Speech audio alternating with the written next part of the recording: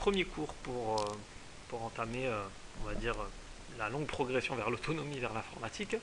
Donc ce premier cours, donc, on va essayer d'expliquer sommairement quels sont les objectifs de nos cours. Donc nos cours, ils ont pour objectif de familiariser et de vulgariser l'outil informatique, c'est-à-dire d'avoir un rapport à l'informatique assez simple et non contraignant et non technique. Voilà, c'est d'être familier et que l'outil informatique vous soit vulgarisé.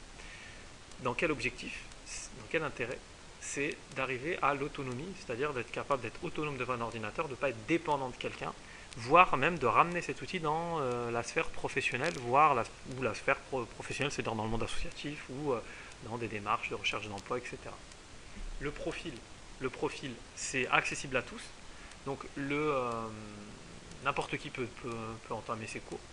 Donc il n'y a pas de, comment dire, il n'y a pas de barrière ou de frein particulier. Alors, la première chose pour entamer ce cours qui est intéressante à connaître, c'est une définition. Il faut vraiment considérer l'informatique comme une science au service des autres. Souvent, on a une représentation de l'informatique un petit peu comme des mathématiques ou de la physique, et c'est une représentation fausse. L'informatique, c'est une science qui va se mettre au service des autres. C'est-à-dire qu'en elle-même, l'informatique, c'est pas une science, c'est une science qui n'a de sens que si elle est mise au service des autres. C'est-à-dire que je veux faire des mathématiques, je vais utiliser un ordinateur et là du coup je vais décupler mes capacités à pouvoir faire de la recherche, à pouvoir aller très très loin dans les calculs mathématiques, etc. Je fais de la généalogie, en utilisant Internet je vais pouvoir retracer, etc. Voilà, il faut vraiment considérer l'informatique comme une science qui va se mettre au service des autres et pas comme une science en soi, avec une fin en soi. Voilà.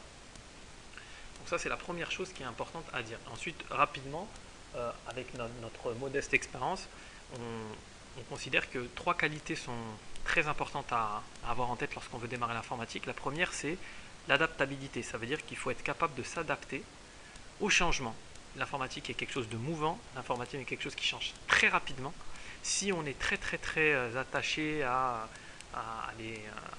très figé sur des procédures ou des schémas, c'est très compliqué de faire de l'informatique. Il faut vraiment se mettre dans la tête que les choses d'aujourd'hui vont évoluer. On ne va pas dire qu'elles seront fausses, ce serait quand même exagéré, mais en informatique, les choses évoluent très souvent. Ensuite, il faut une certaine humilité parce qu'il faut vraiment se remettre en question. Effectivement, ça s'oublie très vite, donc il faut avoir un rapport très humble avec l'informatique et être constamment un élève parce que c'est quand même du savoir très volatile qu'il faut constamment remettre à jour, même si au bout d'un certain moment donné, on a des bases. Et il faut être rigoureux, c'est-à-dire que la rigueur, c'est quand même voilà, quand on clique sur un bouton, c'est pas à côté du bouton, c'est pas juste au-dessus du bouton, c'est on clique sur le bouton. Et les choses, on les fait les unes après les autres, pas dans l'ordre qu'on le veut. Voilà. De l'adaptabilité, de la rigueur, une certaine humilité, un certain recul. Et normalement, tout le monde est capable de faire de l'informatique. Alors, première chose à comprendre, donc ici, découverte et apprentissage de l'environnement matériel d'un ordinateur. Donc un ordinateur, ce n'est pas quelque chose de c'est pas un monobloc. Il faut vraiment avoir à l'esprit que lorsqu'on est face à un ordinateur, on a deux choses, on a du matériel et des logiciels. C'est un petit peu comme quand on est face à un être humain. Un être humain, c'est un corps physique qu'on peut toucher, puis c'est un esprit, quelque chose d'immatériel. Voilà. Un ordinateur, c'est exactement la même chose. C'est une machine dans laquelle on a mis un esprit qui s'appelle un système d'exploitation, dans lequel on a mis un logiciel. Voilà. Et donc à partir du moment où on a compris qu'un ordinateur c'était du matériel et des logiciels, on casse cette représentation monobloc qu'on a de l'ordinateur et surtout, on est capable de comprendre que quand on est face à un problème devant un ordinateur, dans un premier temps, est-ce que le problème il est matériel ou est-ce qu'il est logiciel? Je bouge ma souris, elle ne marche pas. Avant d'aller en acheter une autre, je vais regarder est-ce qu'elle est bien branchée. Donc là, ça voudrait dire que c'est un problème matériel. Si elle est branchée et qu'elle ne marche pas, ça pourrait être un problème logiciel, donc il faudrait réinstaller un pilote, etc. Donc c'est vraiment casser cette représentation monobloc qui est malheureusement le cas lorsqu'on n'a pas pris le temps on va dire de cultiver sa culture informatique. C'est vraiment de se mettre dans la tête que l'informatique, c'est deux blocs, une couche logicielle et une couche matérielle. Et première conséquence positive d'avoir cette représentation, c'est que quand on a un problème face à un ordinateur, on n'est pas obligé d'aller en acheter un autre. À partir du moment où on a compris qu'un ordinateur c'était du matériel et du logiciel, peut-être qu'il suffit simplement de changer le logiciel, plutôt que d'aller racheter un ordinateur complètement. Si mon ordinateur dysfonctionne, je ne suis pas obligé d'aller en acheter un nouveau. Surtout que souvent maintenant il y a une procédure très simple quand on démarre l'ordinateur en appuyant sur quelques boutons on peut le ramener à l'état d'usine, à l'état d'origine. Donc quand l'ordinateur dysfonctionne, quand on a cette représentation matérielle logicielle, souvent on a les bons réflexes et on économise de l'argent. C'est un peu comme le corps humain, quand on va chez un médecin, normalement un bon médecin il essaie de diagnostiquer est-ce que c'est un problème physiologique ou un problème psychologique. Et en fonction du problème, on n'a pas le même traitement. Voilà, donc ça c'est la première des choses. C'est ce que je dis, donc découverte de l'ordinateur. Donc le matériel informatique, c'est tout ce qu'on touche, c'est l'unité centrale, les connectiques, les périphériques. Et le logiciel, c'est tout ce qu'on voit, tout ce qui est derrière l'écran, le système d'exploitation. Alors, le système d'exploitation, c'est ce qu'on verra très en détail. En l'occurrence, c'est Windows, mais il n'y a pas que Windows, il y a Linux, il y a Mac. On aura peut-être des vidéos aussi sur les autres systèmes. Mais là, on va faire la liste du matériel informatique. Alors, on va faire ce qu'on appelle les périphériques, c'est-à-dire tout ce qui est externe à la tour. Voilà. Donc, le moniteur, qui est l'écran, qui nous permet d'afficher les informations. Donc, c'est un périphérique de sortie d'informations. Il nous affiche les informations. Par contre, les écrans tactiles, c'est des périphériques d'entrée et de sortie. L'unité centrale ou la tour, elle accueille tous les périphériques.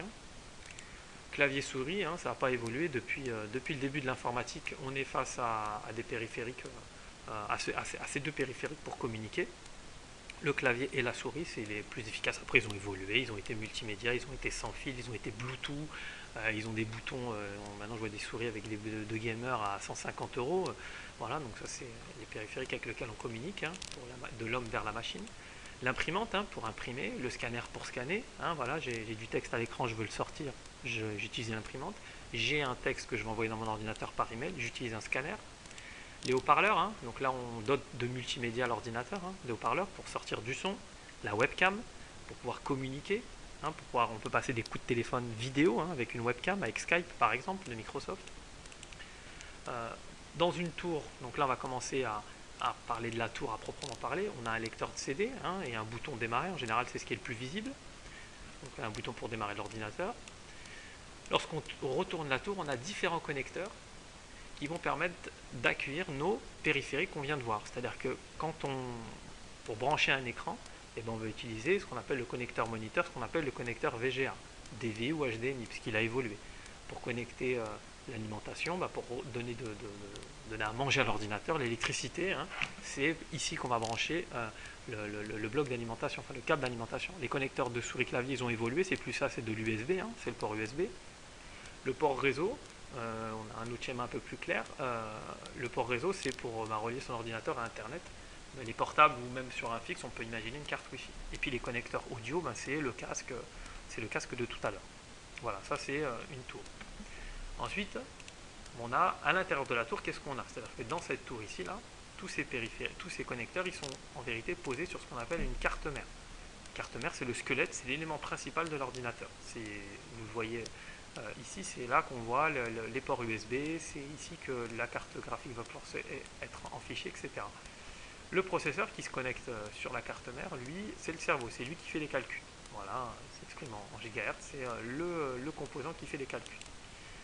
Le ventilateur, pour chaque processeur, on a un refroidissement, sinon, bien entendu, ça fondrait, ça chauffe énormément, donc on pose un ventilateur sur un processeur pour le refroidir. Alors les ports PCI, on les voit ici, là, sur la carte mère, ici, là. Les ports PCI ou PCI Express, c'est les ports qui vont permettre de rajouter des cartes dans un ordinateur. Alors quand la carte mère est bien dotée, on n'a pas forcément besoin de rajouter des connecteurs. Mais ça peut arriver. Alors on a un schéma un peu plus clair ici, voilà, on la voit mieux, notre carte mère. Donc ici, vous voyez, ces connecteurs, la PCI, en général, on les utilise pour y connecter des cartes réseau, si on a besoin d'avoir 2 cartes réseau, ou des cartes USB, si on a besoin de cartes USB, ou une carte graphique sur un port PCI Express, en général, on en a besoin. Mais si la carte mère est bien dotée, en général, on n'a pas forcément besoin d'en utiliser. Hop, pardon. Voilà, donc là, c'est un schéma sous forme de dessin qui explique, qui vous montre ici les ports PCI. Voilà. Alors, le port AGPL a disparu, c'est devenu le port PCI Express. Celui-là, il accueille la carte graphique. C'est-à-dire quand on veut transformer son ordinateur en une console de jeu, on est obligé d'avoir une carte graphique qui va nous permettre de pouvoir lancer des jeux sur un ordinateur, puisque les jeux sont quand même la ressource la plus gourmande et qui met le plus de puissance sur un PC. Donc on en revient ici, donc là les ports PCI, on vient de le voir.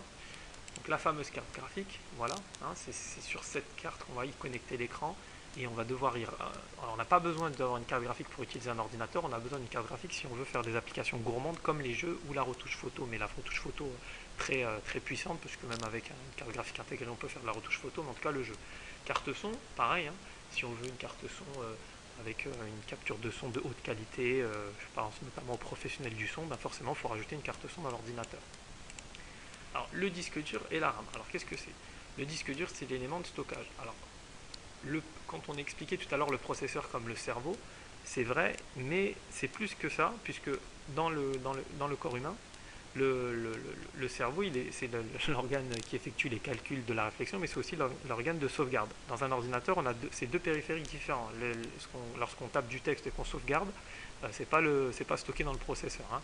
Vous voyez, c'est pas le processeur qui stocke les informations, c'est le disque dur. Donc le cerveau dans un ordinateur, c'est deux composants, c'est un processeur et un disque dur pour sauvegarder son travail. Et les barrettes de RAM, la mémoire, donc la mémoire, c'est tout ce qui est affiché à l'écran, c'est physiquement dans la RAM.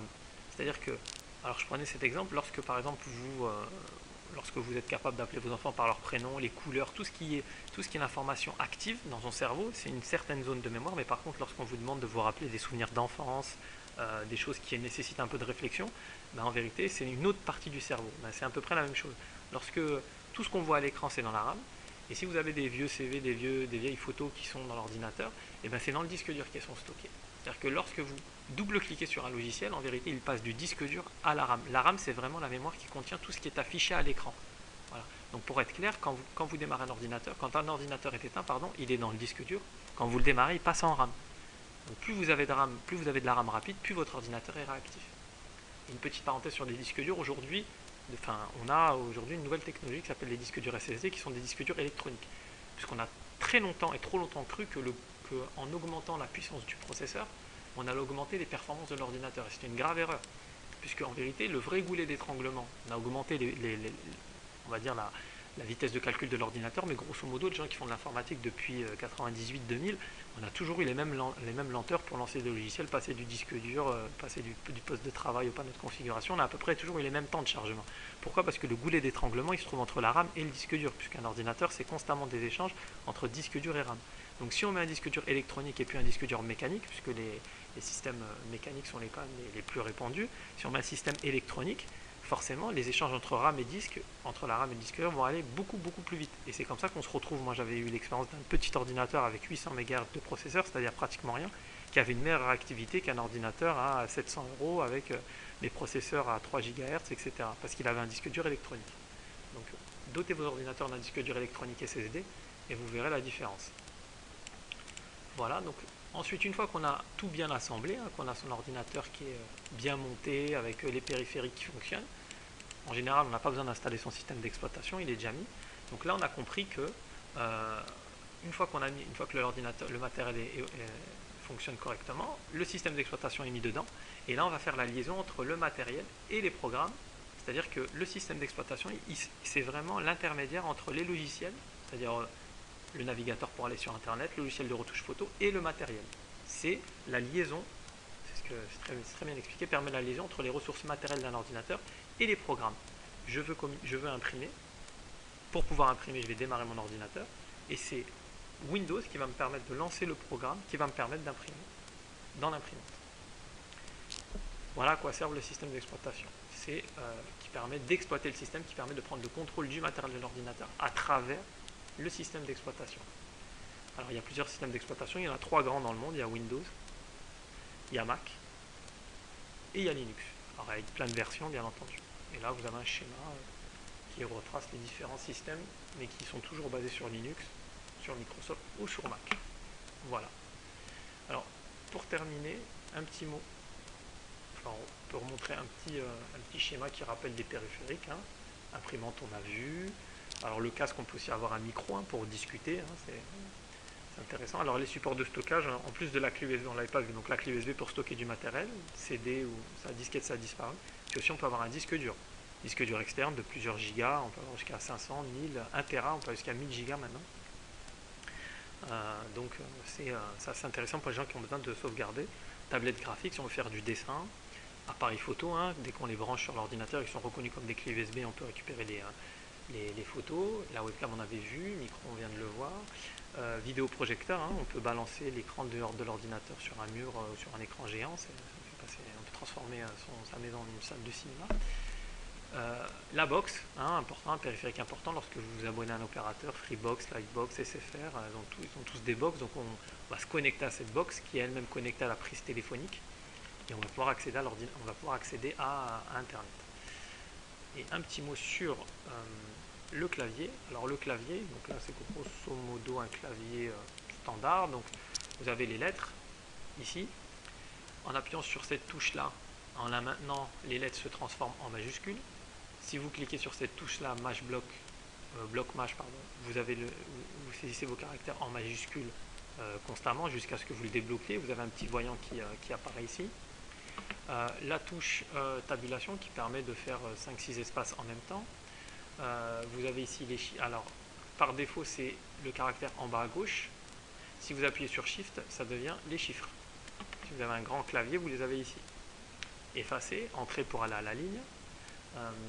Vous avez la touche échappe pour sortir du mode plein écran par exemple, la touche de déplacement. Si vous voulez saisir le troisième caractère, c'est-à-dire le caractère qui est en bas à droite, le caractère en rouge, il faut appuyer sur la touche Alt-GR, Alt-Grade. Voilà, et c'est là, vous voyez que vous avez une touche qui contient 3 caractères. Par défaut, c'est le A avec un accent. Si vous appuyez dessus, si vous vous mettez en majuscule, ça devient un chiffre. Et si vous appuyez sur Alt-GR, ça devient le troisième caractère. Ici, pour effacer vers la gauche, supprime pour effacer à partir de la droite. Votre curseur, si vous voulez effacer ce qui est à gauche de votre curseur, vous appuyez ici. Si vous voulez effacer ce qui est à droite de votre curseur, vous appuyez ici. Les touches de fonction sont en fonction du logiciel. Il y a certains standards comme le F1 qui permet de lancer LED. Imprime écran m'a fait faire une capture d'écran de votre ordinateur. Ici c'est le pavé numérique, la touche de déplacement. Windows, là, pour appuyer sur le... Voilà, quand j'appuie sur la touche Windows, vous voyez, boum, ça ouvre le bouton démarrer. Contrôle, alors c'est pour faire des raccourcis clavier. Contrôle c'est pour copier, plutôt que de faire clic droit, copier. Vous voyez, vous pouvez faire coller là, mais clic droit ça peut être CTRL C et coller, CTRL V. Là il vous le dit, vous voyez. CTRL A tout sélectionné. CTRL dans certains logiciels de traitement de texte, on peut faire du gras en faisant CTRL G. Alors, en fonction du logiciel, le contrôle peut avoir d'autres raccourcis. Vous pouvez fermer un programme en faisant Alt F4. Voilà, ça ferme un programme, vous n'avez pas besoin de cliquer sur la petite croix. Vous voyez, ça peut être Alt F4. Voilà ce qu'on pouvait dire sur le cours sur le matériel informatique. Voilà.